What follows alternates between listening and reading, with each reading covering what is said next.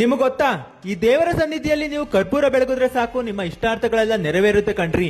ಎಲ್ಲಿ ಅಂತ ನಾನ್ ತಿಳಿಸ್ತೀನಿ, ಈ ವಿಡಿಯೋನ ಪೂರ್ತಿ ನೋಡಿ. ಹೌದು, ನೀವು ವರ್ಷಕ್ಕೆ ಒಂದು ಬಾರಿ ಮಾತ್ರ ದರ್ಶನ ನೀಡುವ ಹಾಸನಾಂಬ ದೇವಿನ ನೋಡಿದ್ದೀರಾ. ಹಾಗೆ ಮದ್ದೂರು ತಾಲೂಕಿನ ಎಮ್ಮನಹಳ್ಳಿ ಚೌಡೇಶ್ವರಿ ಕೂಡ ನೋಡಿರ್ಬೋದು.